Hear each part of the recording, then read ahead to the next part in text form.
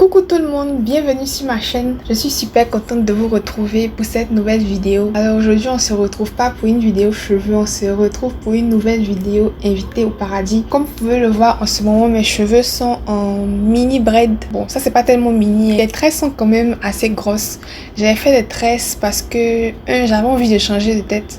Pour ceux qui ne savent pas, d'habitude, je fais des wash and go. Et la deuxième raison pour laquelle j'avais envie de changer de tête aussi, c'est le sport. Je suis dans une sorte de challenge qui nécessite que je fasse du sport de façon régulière, si je peux dire ça comme ça. Et en fait, tu vois, quand je fais l'exercice là, je transpire énormément. Je transpire vraiment du cuir chevelu, je transpire de partout. Je suis pas les gens qui transpirent un peu là, moi je transpire beaucoup. Et tu vois, quand je fais mon wash and go aujourd'hui, par exemple, je me suis lavé les cheveux, masque, j'ai scellé tout bien. Et puis, je vois que demain, par exemple, je dois transpirer encore. Ça me décourage tellement que je me dis, aujourd'hui, je ne fais pas le sport, je mets ça à demain, je vais reporter ma séance de sport. Donc, ça fait que ça me décourageait un peu. Voilà, donc comme je ne voulais pas gâter mon challenge, je me suis dit, écoute, c'est le moment. Tu as envie de changer de tête, tu es dans le challenge sport, tout ça. Donc, on va faire des mini braids pour mettre les cheveux en pause. Et puis, comme ça, tu pourras faire ton sport plus aisément. Avec les tresses comme ça, le cuir chevelu est un peu exposé, donc quand tu finis de transpirer là, ça sèche rapidement. Et puis les tresses là, les braids là sont plus faciles à laver que faire un full wash and go. Donc c'est par rapport à tout ça que en ce moment je suis en tresse. Je continue de faire les soins, je continue de shampouiner mon cuir chevelu, faire mes co-wash, faire mes masques. C'est mes cheveux sur toute la longueur, hein. J'ai juste mis les mèches au bout pour donner un peu plus de longueur. Bref, aujourd'hui, on parle pas de cheveux. C'était un petit update pour que vous sachiez ce qui se passe. Est-ce que vous voulez des vidéos? Ça m'intéresse aussi de faire plus de talking sur la chaîne à côté des cheveux là. Si on peut avoir quelques épisodes talking, ça serait chouette, non? Donc dites-moi ce que vous voulez dont je parle. N'importe quel sujet, que ce soit sur la vie sociale, sur la vie active, sur la vie spirituelle. Bref, n'importe quel sujet que vous trouvez chaud, que vous trouvez intéressant, sur lesquels vous voulez que je parle. N'hésitez pas à laisser vos suggestions en commentaire et je me ferai le plaisir de faire des vidéos là-dessus si je peux. Voilà, donc on va rentrer dans le vif du sujet de la vidéo. Bon, on est rentré dans le vif du sujet de la vidéo depuis le début. Mais c'est maintenant qu'on va se rendre compte de ce que le début de la vidéo a à voir avec le vif du sujet. Parlons d'exercices. J'avais une classe de sport parce que ce que je fais en fait, c'est que je mets des classes en ligne. Il y a un instructeur en ligne qui te dirige et puis tu fais les mouvements qu'il fait là sur YouTube. J'avais une séance de 30 minutes et j'avais pas envie de faire la séance là parce que en fait la veille du jour là, je sais pas ce que j'avais mangé, je sais pas si c'était l'oignon, je sais pas si c'était le gingembre, je sais pas, mais je me suis réveillée ballonnée. Tu vois, quand tu es ballonnée, mais c'est comme si tu as une bulle d'air en toi. J'ai ballonné et puis tu as mal au ventre, tu es inconfortable, il y a un goût aigre dans ta bouche. Bref, le jour là, j'étais pas dans le mood pour faire quoi que ce soit. Je suis restée au lit quasiment toute la journée. J'ai commencé à même bouder, j'ai commencé à me plaindre. Pourquoi même je dois faire du sport? Pourquoi même je dois faire ci? Pourquoi mon corps est comme ça? Et puis ce jour là, je venais de regarder, je sais pas si vous connaissez Maria. C'est une Ukrainienne qui mange des chocolats. Elle fait les mukbangs de chocolat, les biscuits, les gâteaux. Ne me demandez pas pourquoi j'aime regarder les mukbangs, mais j'aime regarder les mukbangs. Je sais pas si c'est parce que j'aime manger moi-même, mais ça me fait plaisir en fait de regarder les gens manger. Je sais pas si vous aussi. Si vous aussi, dites-moi en commentaire. Je regardais les vidéos de la fille qui mangeait des chocolats, les chocolats avec feeling au pistache là. Il y a du pas le même de salive. Donc elle fait des vidéos comme ça où elle mange des chocolats, des trucs, des cookies dans sa voiture. Je regardais. Et puis la fille, elle est fine comme mon doigt là quoi. Elle ressemble pas à quelqu'un qui a des problèmes de fitness ou bien quoi. Donc je me disais, pourquoi moi, je dois surveiller mon alimentation, je dois me priver de certaines choses, tout ça là. Moi je mange des chocolats comme ça en une journée, le lendemain, ou bien le même soir là même, je prends 5 kilos. Et puis c'est 5 kilos que je vais prendre 2 ans pour perdre. Why? Donc j'étais en train de bouder, tu vois. Pourquoi moi je dois faire autant d'efforts? Mon corps est méchant envers moi. Mon corps est gras. Les autres n'ont pas besoin de fournir autant d'efforts. Moi je dois fournir autant d'efforts pour être fit. J'étais en train de bouder. J'étais grincheuse comme ça. Et puis, la séance, là, c'était le soir. La séance de sport, c'était le soir. Et je voyais l'heure s'approcher. J'étais énervée. Mais moi, je suis pas la plus grande sportive. Si tu me vois faire du sport avec la joie, c'est la natation ou bien la danse. Ou bien, je suis en train de marcher d'un point A à un point B pour faire quelque chose de bien précis. Mais sport pour rien comme ça, là, ça me saoule. C'est pas mon truc. Genre pour rien comme ça tu cours mais tu sautes. J'aime pas ça. Du coup, la partie où je suis en challenge où il faut faire du sport tous les jours là. Il y a des fois où ça me saoule et ce jour là c'était l'une de ces fois là, j'avais pas envie. Quand l'heure de la classe est arrivée, je me suis levée, j'ai porté mes habits, je me suis connectée, j'ai commencé. Je faisais ça à contre-cœur même. Tu vois, ça m'énervait de faire des mouvements là. Mon cœur était chaud. Et pendant la séance, il y a de la musique qui passe. Donc j'ai fait, car maintenant 30 minutes est passée. À la fin, là, on fait l'étirement. Et au moment de l'étirement, il y a une musique qui passait. Et je sais pas si c'est parce que j'étais en mode ouf, c'est fini. Donc je suis détendue ou bien quoi. Je sais pas ce qu'il y a eu, mais il y a une musique qui passait et j'ai prêté attention aux paroles de la musique. Pendant une seconde, j'ai prêté attention aux paroles de la musique et la musique c'était en anglais. Donc je vais traduire ce que ça disait. La ligne que j'ai captée là, la ligne disait « Je ferai tout pour toi, même si tu ne ferais pas la même chose pour moi en retour. Je te donnerai le monde. » Un truc comme ça. Je sais pas, en un clic, en un instant, j'ai senti un shift d'énergie. Il y a eu un shift, il y a eu un changement d'énergie au fait. Je suis passée de la go qui est en train de se plaindre. Pourquoi moi je dois faire autant d'efforts pour maintenir une certaine fitness, pour être en forme, alors qu'il y a des gens qui font rien, ils sont naturellement fit. Je suis passée de la go grincheuse qui est en train de faire des trucs à contre-cœur.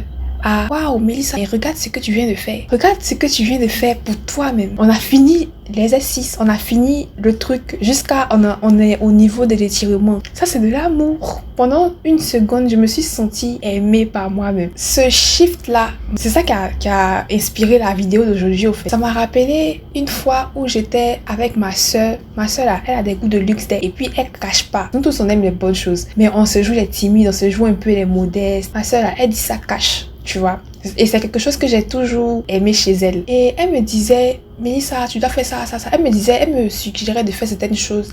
Et moi, je lui donnais des excuses de pourquoi je ne peux pas faire ces choses-là. Je sais plus de quoi on parlait, mais elle a dit, toi-même, tu peux faire quoi pour toi-même? Elle a dit ça en anglais, mais je traduis. Et ce jour-là, elle a dit ça comme ça dans la volée, elle a dit ça en parlant. Mais la question m'a marqué, en fait. C'est resté jusqu'aujourd'hui, tu vois que je parle de ça, c'est parce que c'est resté. Dans ma tête, je me suis dit, est-ce que je m'aime?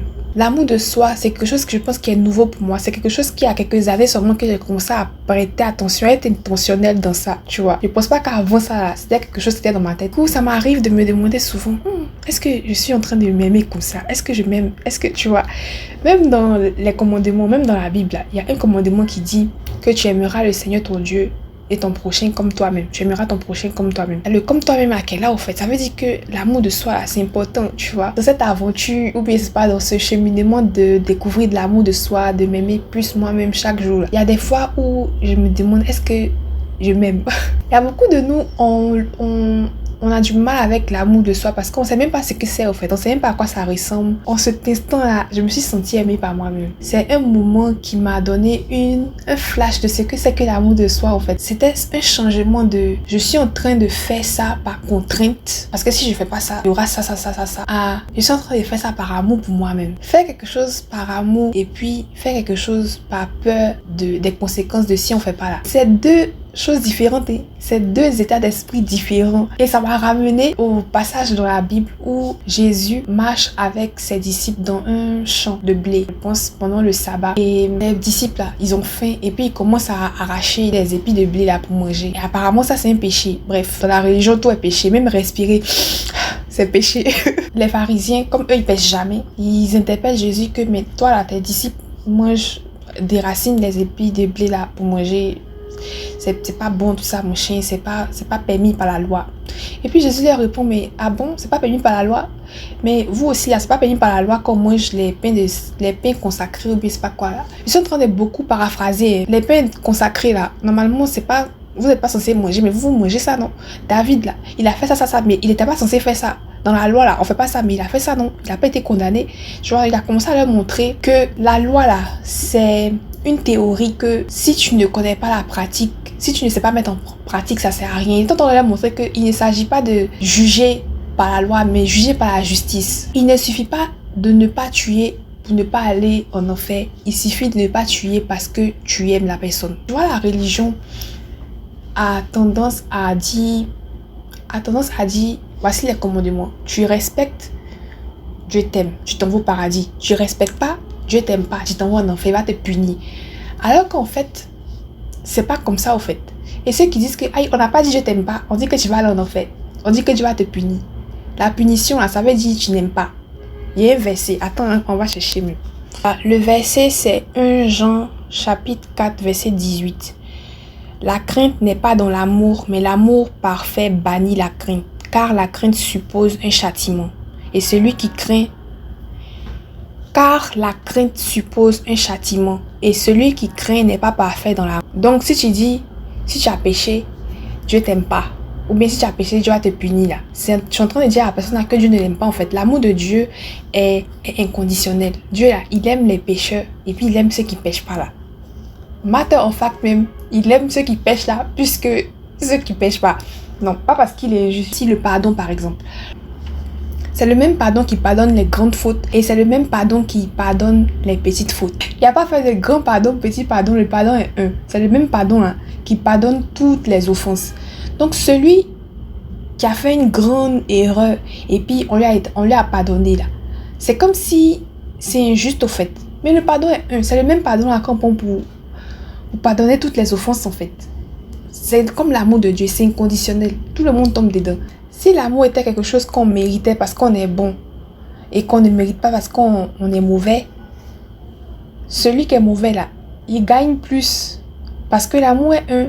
Tout le monde tombe dedans. L'amour de Dieu là, c'est un. Tout le monde tombe dedans. Méchant, bon. Et c'est pas si ouais ce que je veux dire.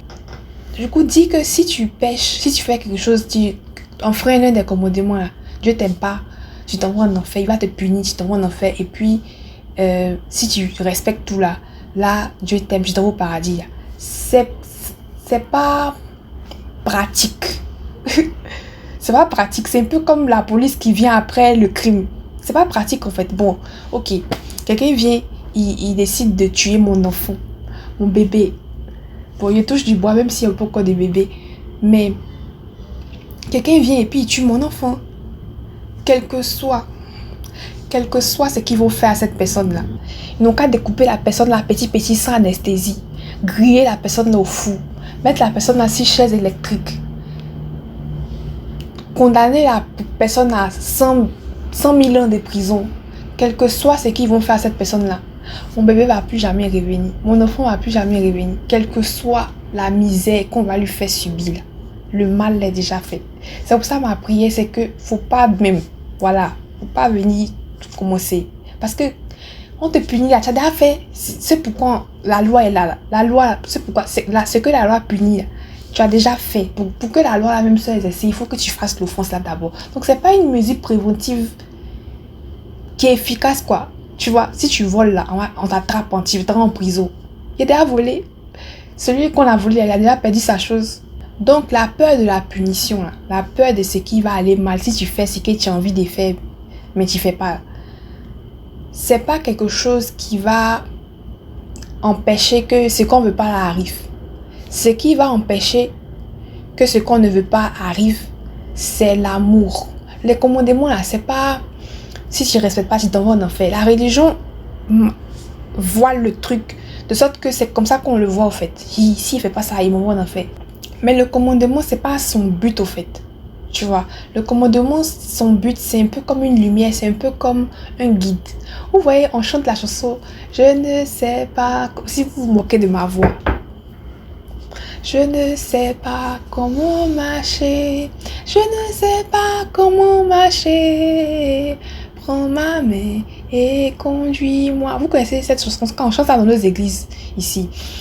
Et c'est ça au fait, c'est pour quelqu'un qui ne sait pas quoi faire, tu vois. C'est que quand on aime, on ne tue pas. Quand on aime, on ne vole pas. Quand on aime quelqu'un, on ne ment pas sur la personne. Quand on aime sa femme, on ne va pas prendre une autre femme pour venir brûler son cœur. Quand on aime son mari, on ne va pas prendre un autre homme pour venir brûler son cœur. On ne fait pas du mal à la personne parce qu'on l'aime. Parce qu'on s'identifie à la personne. Parce qu'on sait que elle et puis moi, nous sommes une et même personne. Donc, ce que je ne veux pas qu'on me fasse, je ne lui fais pas. C'est ce qui peut nous sauver. C'est ce qui peut nous sauver. La peur du châtiment, ça sauve pas. Ça ne peut pas nous sauver. La peur d'aller en enfer ne va pas empêcher à quelqu'un de faire quelque chose. C'est se rendre compte de qui l'autre est qui peut nous sauver. Le paradis, là, ok, si tu respectes les commandements, tu t'envoies au paradis. Si tu ne respectes pas les commandements, tu t'envoies en enfer. Le paradis, c'est quoi? Le paradis, j'en ai parlé dans l'épisode précédent. Le paradis, c'est l'amour du prochain. À l'instant où je suis en train de parler, là, si tout le monde s'aime, si tout le monde aime son prochain, là, il y a beaucoup de souffrances qui vont finir sur la terre. Il y a beaucoup de souffrances qui vont s'arrêter net si on aime notre prochain. Il y a beaucoup de souffrances parce qu'on n'aime pas notre prochain. La SARS, tout de suite là, si je ne paye pas la SARS, South African Revenue Service, comme on dit, pourquoi d'Ivoire là, bref, service des impôts, si je ne paye pas là, c'est pas une machine qui va venir me soulever pour aller me jeter en prison. Ou bien c'est pas une créature bizarre qui va sortir avec des ailes, des cornes rouges, avec trident, pour venir me piquer, pour me mettre en prison. C'est pas ce qui va se passer. C'est un homme comme moi, un être humain comme moi, qui va venir avec d'autres êtres humains comme moi. Ils vont venir m'attraper pour me jeter en prison. S'ils font pas ça là, il y a quelqu'un d'autre qui va venir eux-mêmes les attraper pour les jeter en prison. C'est que s'il y a quelqu'un dans la chaîne là, qui va prendre son ami pour le jeter en prison. Donc, quelqu'un va venir au nom de la SARS pour venir m'arrêter, pour me mettre en prison parce que j'ai pas payé taxes, pour venir me brutaliser parce que j'ai pas payé taxes. C'est un exemple, tu vois. Mais si moi j'arrive, la SARS m'envoie, le service des impôts m'envoie, et puis j'arrive, et puis je vois que, ah, toi tu es mon truc, hein, tu es mon frère. Il ne peut pas te soulever pour te jeter en prison. Quelle force le système aura sur nous? Quelle force ce système si grand dont on a si peur, qui est si dominant? Quelle force le système là a si toi et moi, on utilise nos bras et nos pieds là pour se servir plutôt que pour le servir? Il n'aura aucun pouvoir. Mais moi, collecteur d'impôts, ou bien c'est pas moi, huissier, je suis dans ma maison, j'ai mon split, j'ai ma nourriture sur ma table, j'ai mon fiche de celui qui dort sur la route là-bas. Lui et puis moi, on n'a rien à voir. Je suis au volant de ma Mercedes ferrée avec mon climatiseur. Je m'en fiche du misérable qui est couché en bas du pont là-bas, qui a faim. Lui et puis moi, on n'a pas les mêmes problèmes. Il a ses problèmes, j'ai mes problèmes. C'est ça, non? Du coup, il y a beaucoup de souffrance parce qu'il y a une séparation, il y a un split. Ce qui peut nous sauver, c'est l'unité, c'est me voir en toi et que toi, je te vois en moi. C'est ça qui a fait qu'il ne peut pas te tuer. Si je te vois en moi et que toi, tu me vois en toi, il me faut de la folie. Il me faut que quelque chose n'aille pas. Il faut que quelque chose n'aille pas ici pour que je me lève et que je décide de te faire ce que j'aimerais pas que tu me fasses. Si toi et moi, on est un, si je me vois en toi, que toi, tu me vois en moi, si je t'aime comme moi et que je pense que toi, tu es moi, il me faut de la folie pour te faire du mal. Parce que c'est comme si je suis en train de me faire du mal à moi-même.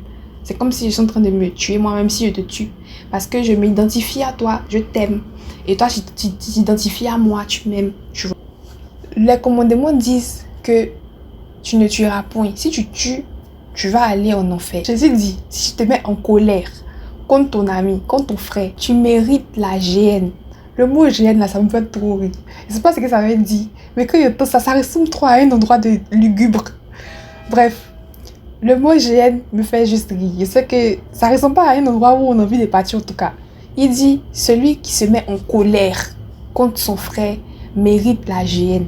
Celui qui dit à son frère, celui qui dit imbécile fou à son frère, imbécile chien à son frère, il mérite le Saint-Hédrin.